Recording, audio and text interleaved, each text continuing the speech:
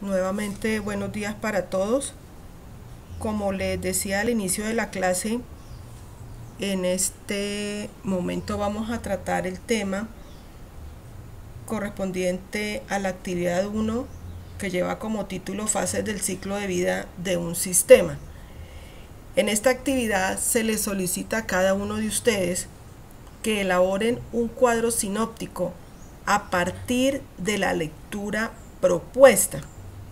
Entonces he considerado conveniente presentarles este pequeño video en donde les explican cómo hacer un cuadro sinóptico. Me pareció muy sencillo el video, por eso decidí presentárselo. Entonces miremos a continuación.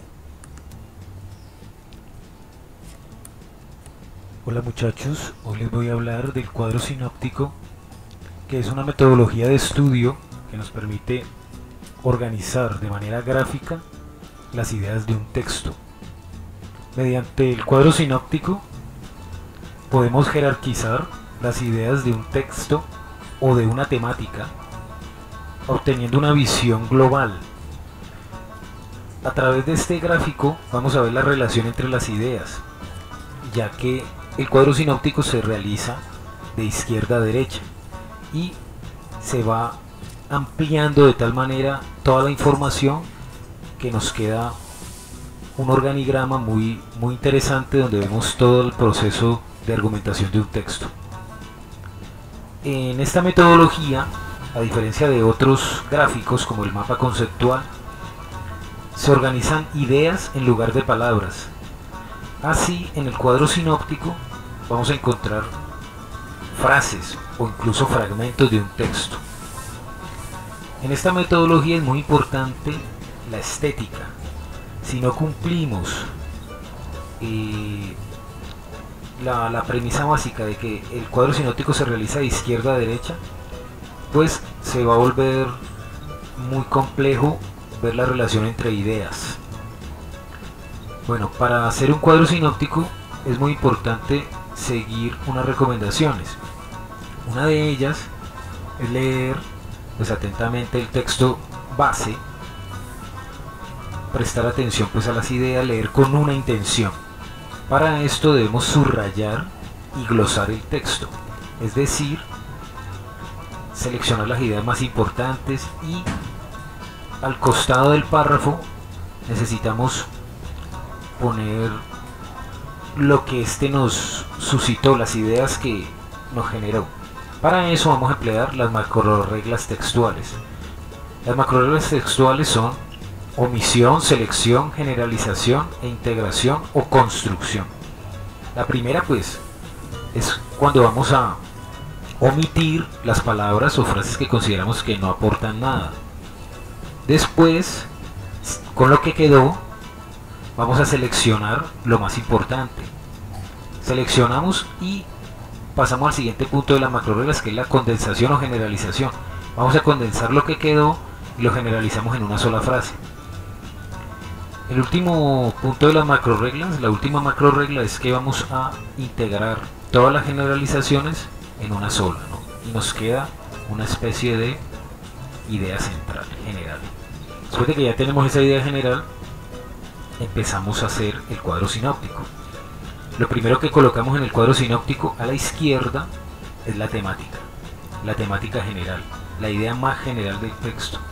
En algunas ocasiones es el título, en otras no está expresado en el título y tenemos nosotros que deducirlo. Ahí es muy importante entonces las macroreglas. Después de que tenemos la temática, pasamos a las ideas principales.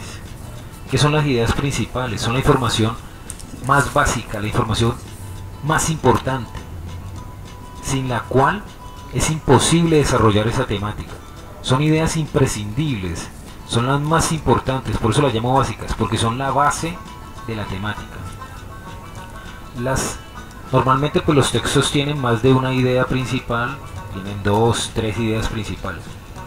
Cuando ya las hemos seleccionado, hemos puesto las ideas como una frase, las hemos puesto después de la llave a la derecha de la temática, vamos a cada idea principal a discriminarla en ideas secundarias.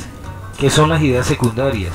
Son las ideas que están derivadas de las ideas principales. Son las ideas que nos ayudan a ampliar la idea principal, a demostrar, a sustentar la idea principal. Que una idea principal tiene dos ideas secundarias o tres, eso depende del tipo de texto y pues de la complejidad del mismo. Discriminamos estas ideas principales, decimos cuáles son, y a continuación abrimos otra llave y vamos a determinar detalles, ejemplos que derivan de toda esta argumentación. Estos ejemplos, estos detalles pueden estar en el mismo texto o pueden ser como un aporte de cada lector, que aporta de su experiencia lector, ejemplos para apoyar esa argumentación. Bueno, de esta manera pues vamos a hacer una lectura más significativa y vamos a poder discriminar las ideas de un texto.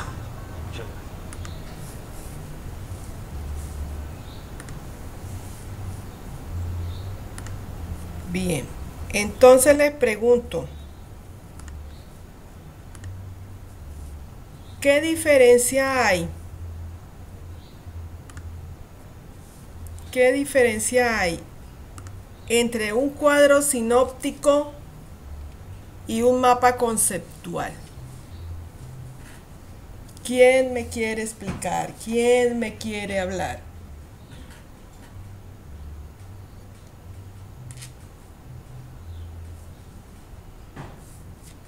O me llegaron mudos después de vacaciones. A ver, no, yo.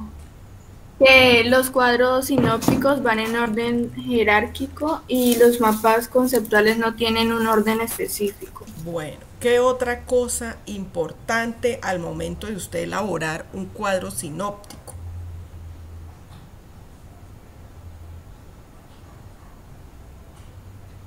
Eso está muy bien lo que dice María Paula. Pero ¿qué otra cosita, Norbey, qué me dice? Porque solo María Paula...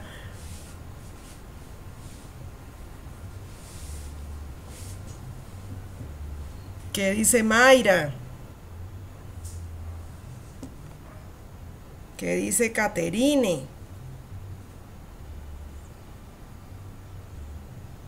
Ahí claramente lo presentaba el video.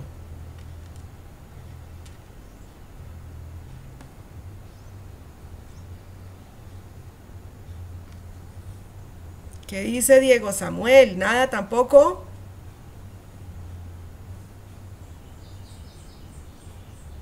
Bueno, lo que digo, parece que en vacaciones el ratón se les comió la lengua.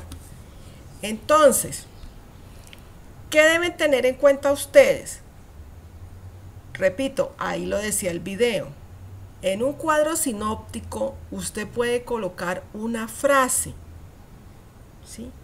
Mientras que en el mapa conceptual usted debe colocar el mínimo de palabras posible. Para eso se utilizan los conectores en el caso del mapa conceptual. Pero en el cuadro sinóptico, como bien lo decía María Paula, se lleva un orden jerárquico, iniciando por la temática, siguiendo con la idea principal, pasando a las ideas secundarias y así sucesivamente. Entonces no se trata tampoco de transcribir todo lo del texto, pero sí da una mayor facilidad al momento de elaborar. Ahora miremos una explicación sencilla, clara, respecto a las fases del ciclo de vida.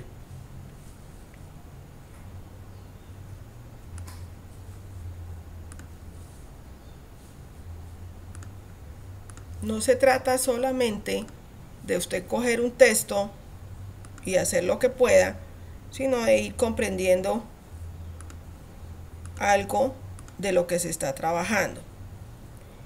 Entonces, antes de eso, miren este ejemplo rápido de cómo deben elaborar un cuadro sinóptico, ¿sí? Entonces, en el video nos explicaban claramente cuál es la temática en este caso. ¿Quién me dice? En este ejemplo que yo estoy proyectando, ¿cuál es la temática?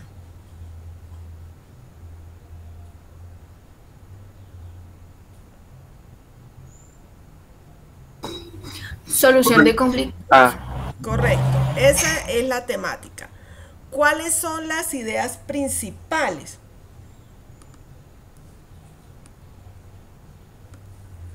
¿O cuántas ideas principales hay en este cuadro sinóptico que alcanzamos a ver acá? Hay 4. 4, correcto. ¿Sí? Y fíjense que cada idea principal trae unas ideas secundarias y unas actividades en sí, ¿no? Entonces, de esa manera es que van a elaborar ustedes el cuadro sinóptico. Entonces vamos a mirar, como les decía, unos videitos bastante interesantes respecto a lo que son las fases del ciclo de vida.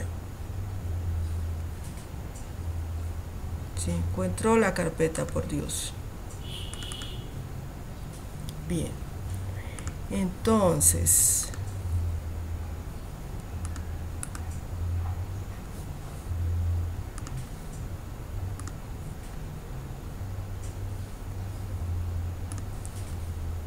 hola, mi nombre es Ibar. En la carrera de Informática de sistemas según Kendall y Kendall. El ciclo de vida de desarrollo de sistemas fue creado gracias a los intereses encontrados por la doctora Julia Kendall y al profesor Kenneth Kendall. Hago un paréntesis acá. En este video se van a presentar 7 fases, pero después vamos a observar que en la lectura solamente les presento 5. ¿Por qué? Porque dependiendo de cada autor, en este caso fue el profesor Kendall y Kendall, cada uno determinaba la cantidad de fases que tenía el ciclo. Empezaron determinando 4 y llegaron hasta el máximo, que fue lo que determinó el profesor, que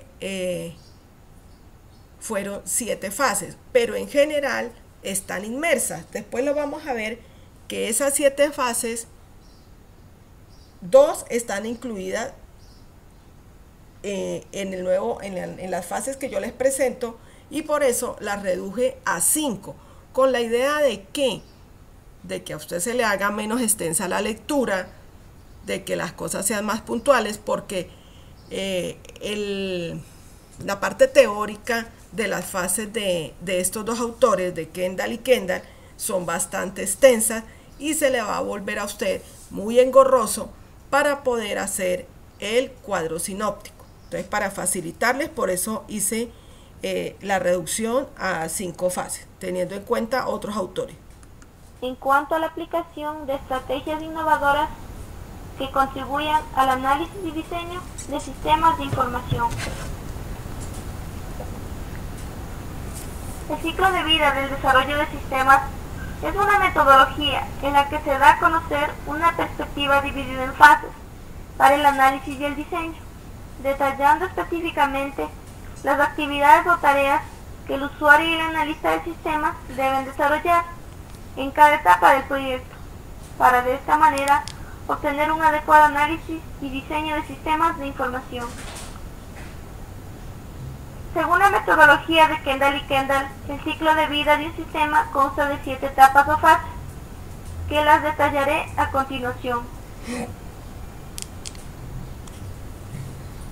Fase 1. Identificación de problemas, oportunidades y objetivos. Esta fase es crucial para el éxito del resto del proyecto. Aquí interviene principalmente el analista, quien es el encargado de observar de forma objetiva el entorno en una organización. Luego, en conjunto con otros miembros de la organización, identifican el problema, consideran las oportunidades de mejora y determinan los objetivos para alcanzar. En esta fase se realizan actividades como aplicar entrevistas previas, se sintetiza la información recolectada, se hace estimaciones del alcance del proyecto. Finalmente, se obtiene un documento llamado informe de viabilidad. Bien, entonces miren chicos, cuando se habla de fases, como les lo decía la persona que habla acá en el video, estamos hablando de procesos, de actividades, de todo lo que se hace para llevar a feliz término un software, ¿sí? Entonces, la primera fase es muy importante porque en esta fase se identifican los problemas y se buscan las oportunidades para poder hacer que este software que se va a crear o este sistema que se va a desarrollar logre solucionar los problemas de ese negocio o de esa empresa.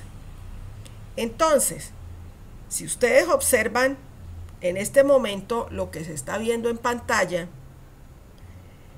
fíjense que aquí se necesitan, entre las actividades a desarrollar, aplicar entrevistas.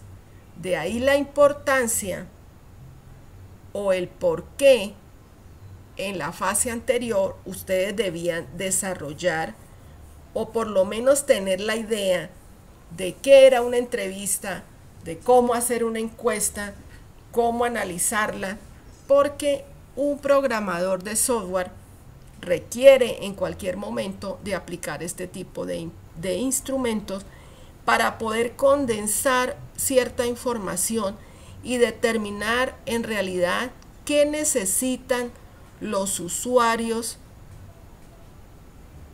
de ese software que se va a desarrollar. Entonces, por eso se habla de que se aplican entrevistas, luego se hace un análisis, se define lo que en realidad se necesita y finalmente se proyecta o se presenta en un documento escrito.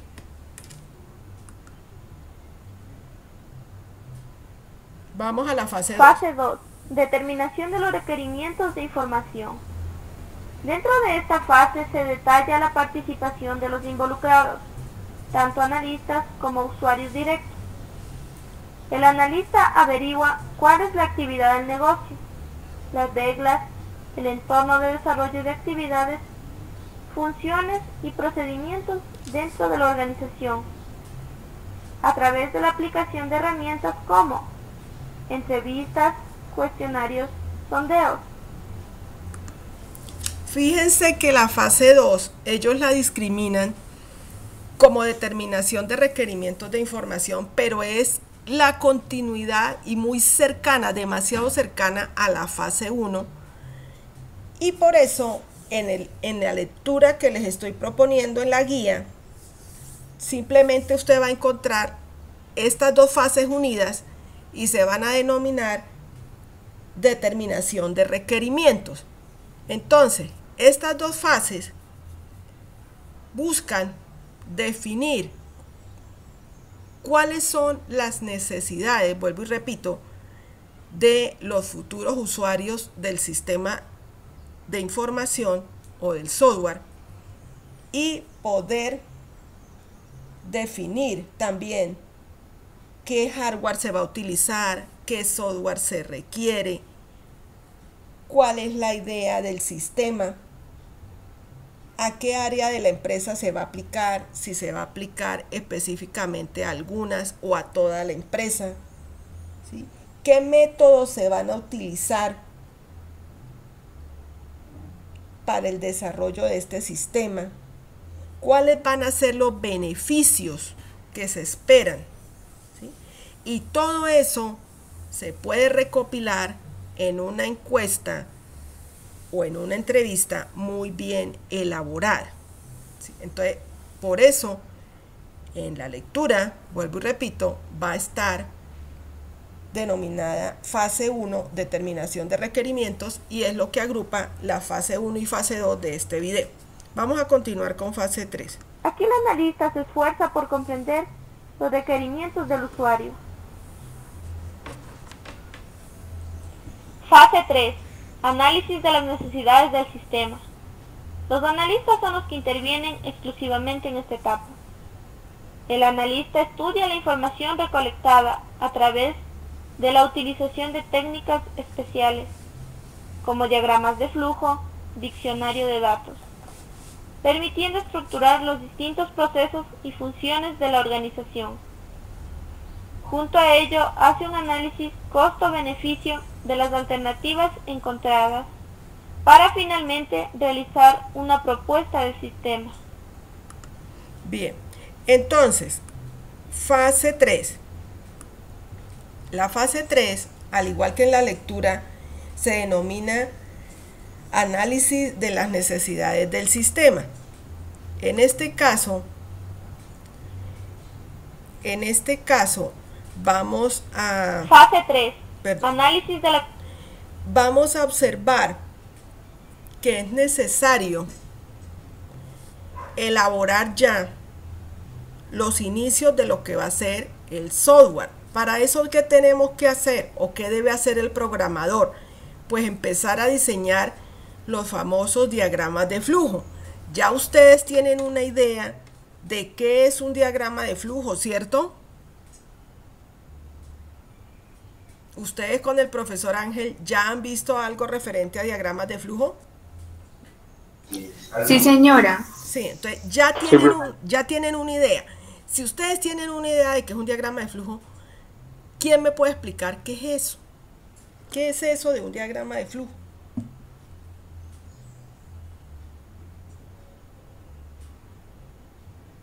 Pues muy fácil. Un diagrama de flujo es un paso a paso de las actividades que yo voy a realizar. En el caso muy práctico para ustedes, se han manejado cosas muy simples o de la vida diaria, ¿sí? Pero si ya yo lo voy a aplicar al desarrollo de un sistema, pues van a ser un conjunto de instrucciones por medio de las cuales yo le doy la orden, digamos, al programa para que ejecute ciertas actividades, ¿sí? Entonces, van a ser una cantidad de instrucciones y por medio de esas instrucciones yo voy a lograr suplir una necesidad.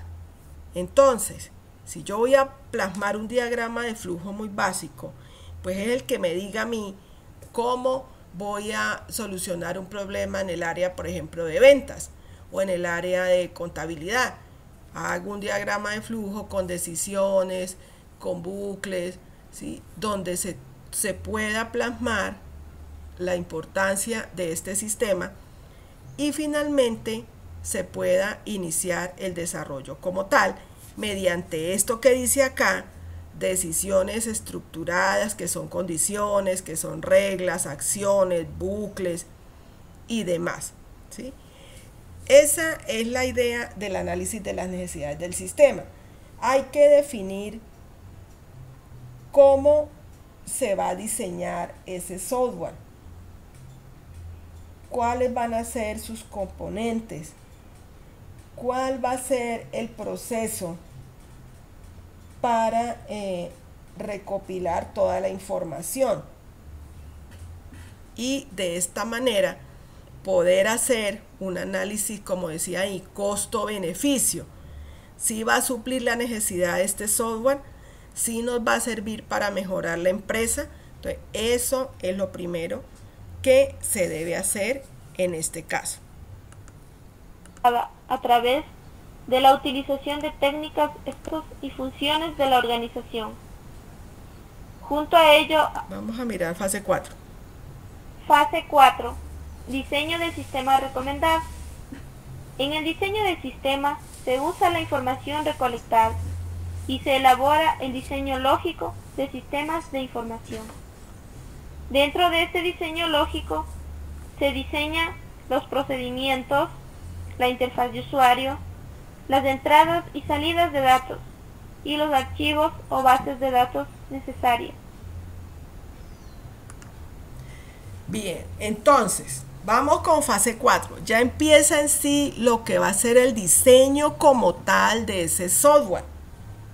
En este caso, entonces ya vamos a ver que necesitamos una interfaz amigable para que el usuario pueda acceder a ella de manera fácil. Y como es una interfaz amigable, entonces va a requerir una serie de controles. Vamos a definir las bases de datos como tal que van a estar inmersas en ese software, ¿sí? ¿Cuántas entradas van a requerir? O sea, el ingreso de información. ¿De qué manera van a salir los datos? ¿Por medio de qué? De la pantalla, de la impresora, ¿por medio de qué? ¿De qué manera se va a lograr el almacenamiento? ¿Sí? Entonces fíjense que este es una fase, esta fase es muy importante ya después de haber definido qué se quiere hacer y cómo se quiere hacer, porque aquí ya empieza el diseño como tal, el desarrollo como tal de ese software, todo a partir de la información que se recopiló y de las conclusiones a las que se llegaron por medio de esas encuestas, de esas entrevistas y del consenso con los futuros usuarios o administradores del sistema. Vamos con la siguiente fase. En este caso, en la lectura, esta se denomina fase 3, también diseño del sistema. Fase 5. Desarrollo y documentación del software. En esta fase del ciclo de desarrollo de sistemas, el analista trabaja conjuntamente con los programadores o desarrolladores. Durante esta fase, los programadores desempeñan un rol clave porque diseñan, codifican, utilizan técnicas adecuadas y eliminan errores sintácticos del programa. Bien, en la fase 5 ya empieza como tal la programación. La programación como tal. Ahí ya viene se maneja el código, se va a determinar qué lenguaje de programación se va a utilizar. Ya el desarrollador del software es el que va a definir ese lenguaje de programación de acuerdo a la necesidad de la empresa.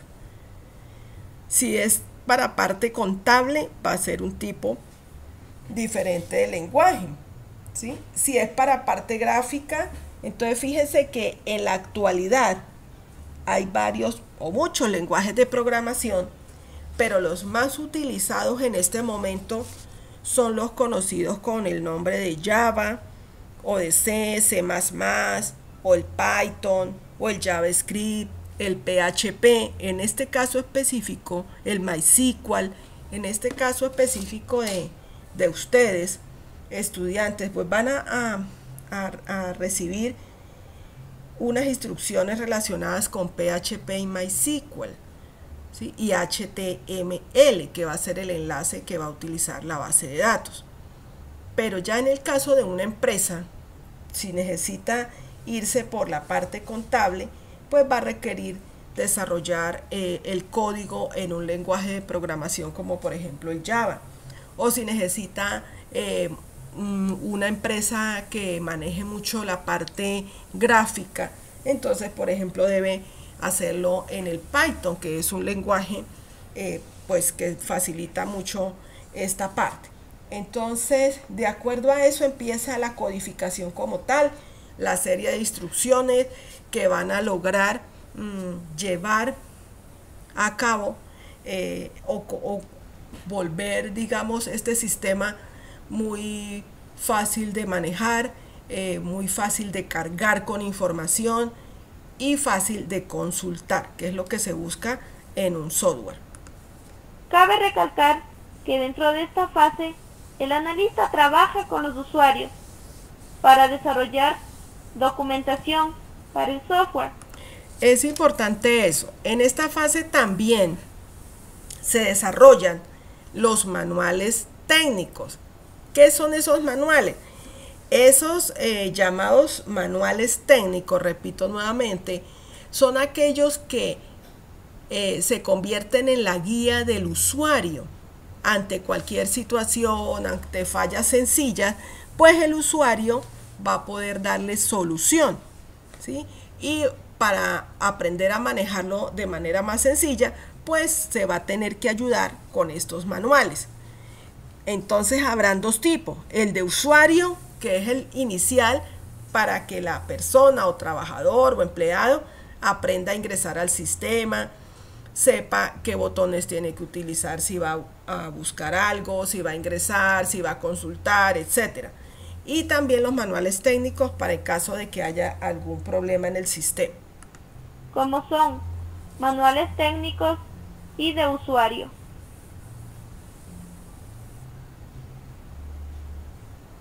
Fase 6.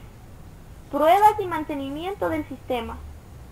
Todo sistema de información requiere de pruebas antes de ser utilizado. Para ello, se hace una serie de pruebas. Entre ellas están de recuperación, de seguridad, de resistencia, de rendimiento. Dentro de esta fase intervienen los desarrolladores, quienes son los que realizan los instrumentos para evaluar y posteriormente elaboran un resumen de las pruebas realizadas. Aquí también participa activamente el analista, elaborando un informe de sus pruebas del sistema y de la planificación de horas para el mantenimiento del mismo. Fase 7. Bien, entonces, todo sistema requiere que sea aprobado. Participa activa. Sí, que sea aprobado. Ustedes se van a dar cuenta cuando estén desarrollando su pequeña base de datos que necesitan hacerle una prueba antes de presentarla a quienes le la van a calificar, en este caso los jurados, que casi siempre son pues los docentes del SENA, ¿sí?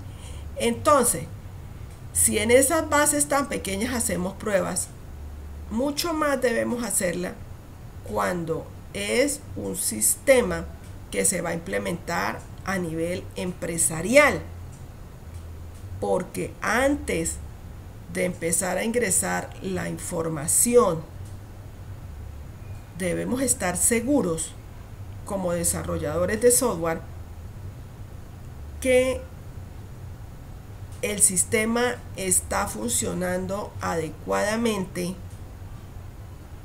y que se han logrado solucionar los pequeños errores que van saliendo, porque no se puede decir que un sistema va a ser 100% bien desarrollado desde el principio. En la medida en que se va utilizando el sistema, los desarrolladores se van dando cuenta, por medio de lo que les informan los usuarios, que hay ciertas falencias y todo eso se va ajustando en la medida en que se va utilizando. Pero hay que procurar que empiece a ser desarrollado o utilizado por los usuarios con el mínimo de errores posible, ¿sí? Entonces, por eso se habla aquí de no solamente pruebas, sino de mantenimiento del sistema, porque ese tipo de sistemas de información albergan o reciben muchísima cantidad de información. Entonces ellos requieren de que se les haga mantenimiento, porque si no, con el pasar del tiempo ese sistema se vuelve lento debido al cúmulo de información que maneja. El analista, elaborando un informe de sus pruebas del sistema y de la planificación de horas para el mantenimiento del mismo. Fase 7. Implementación y evaluación del sistema. Esta fase es la última del ciclo de vida del desarrollo de sistemas.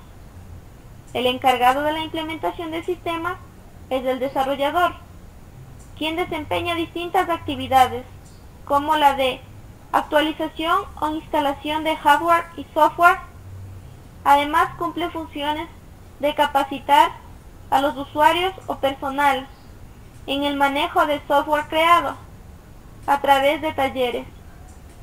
Para la evaluación del sistema participan los directivos, usuarios y el analista, quienes evalúan la adaptabilidad al nuevo sistema. Es necesario recalcar que el analista de sistemas supervisa y verifica el desarrollo de cada fase del ciclo de vida del software. Bien, entonces en esta última fase vuelve y se recalca la importancia de la evaluación, ¿sí? Una vez se ha implementado, cuando el desarrollador está seguro y a partir de las pruebas que arrojan resultados verificables, se logre determinar que el software en realidad es funcional para esa empresa y que ya se han dado cierta capacitación a los futuros usuarios, entonces es ahí donde arranca realmente la implementación del sistema, cuando se empieza a cargar de información. Entonces, pasado un tiempo, es necesario evaluar para saber, como ya le he dicho en varias oportunidades, si ese sistema en realidad está cubriendo las necesidades de la empresa, está logrando suplir esas falencias que existían antes de su desarrollo. Entonces, eso a grosso modo son las fases del ciclo de vida. Fíjense que voy a proyectar esta. Fíjense que son una serie de pasos, ¿no? Primero hay que definir qué se necesita, ¿sí? ¿Qué se necesita para iniciar la implementación? ¿Para qué se hace? Ya una vez está definido por qué se quiere hacer, qué necesidades va a suplir, entonces pasamos a analizar en sí las necesidades como ya del sistema a diseñar. Después vamos a hacer el diseño, que ya es la codificación. Pasamos a la prueba del sistema y finalmente nos quedamos con el mantenimiento, que es muy importante. Esta es la lectura que está en sus guías. Entonces, pregunto, para hacer el mapa conceptual, ¿qué iría en la temática? Si yo coloco acá esto, ¿cuál es la temática? De lo que ustedes están viendo, ¿cuál es la temática?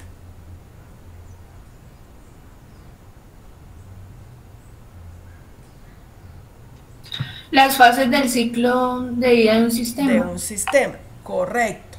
Esa es la temática. ¿Cuáles serán las ideas principales?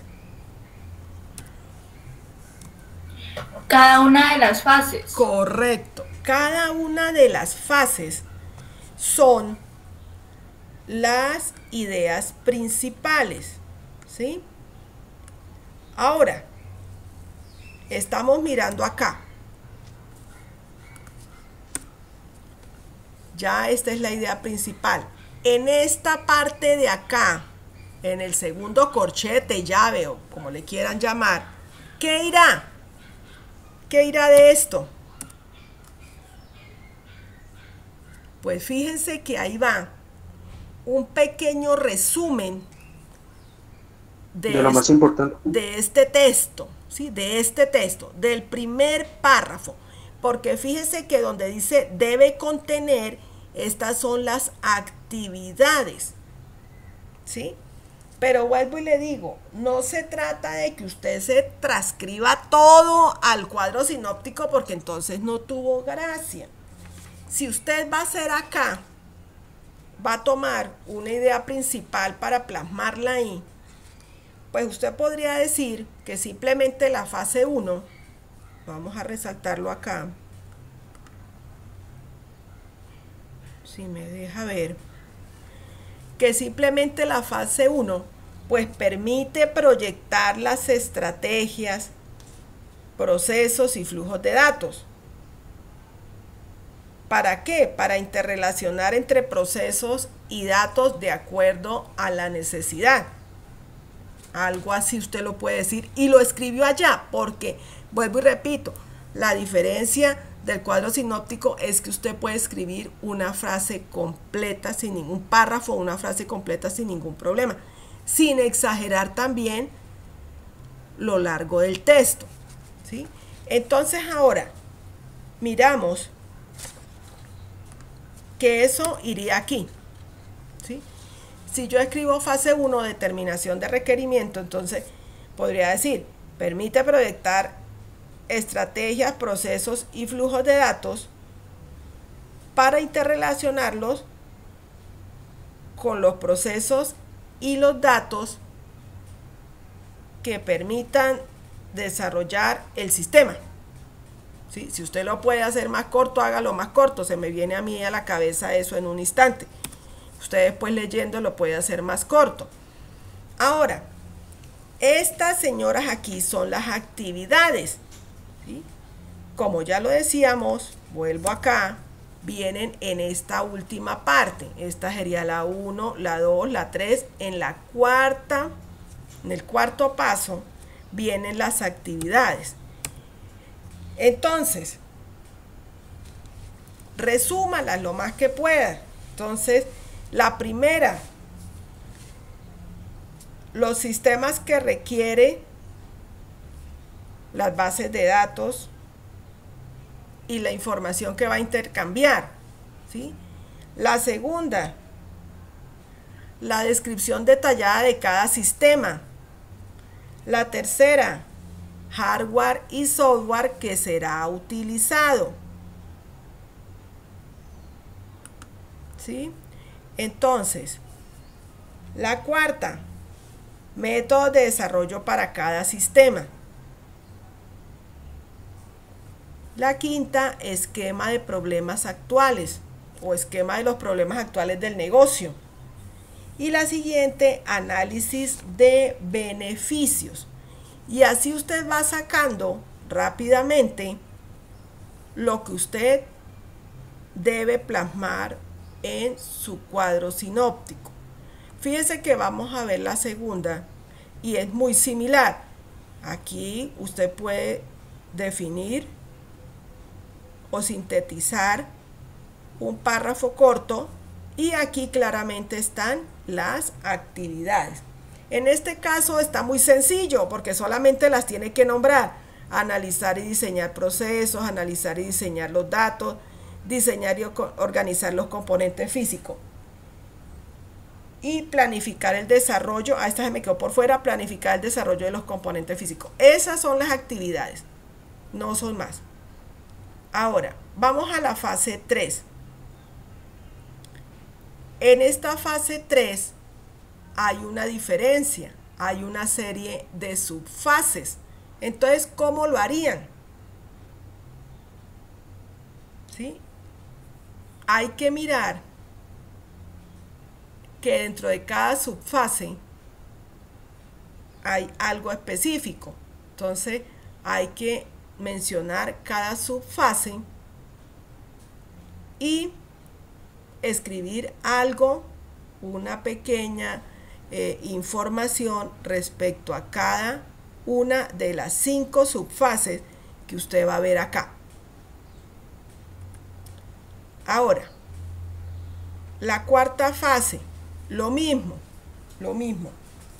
Manejamos el concepto general y después manejamos las actividades, que son estas 4. Muy sencillo.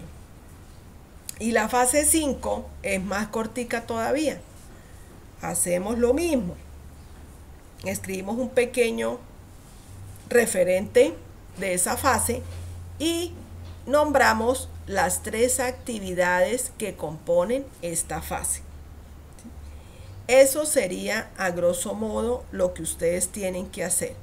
La idea es que lean con claridad, detenidamente, para que puedan comprender cada una de las fases y así sacar sobre todo el concepto principal, ¿sí? Que es el que indica a qué hace referencia cada una de las fases, que es el primer párrafo que ustedes van a encontrar al inicio de cada fase.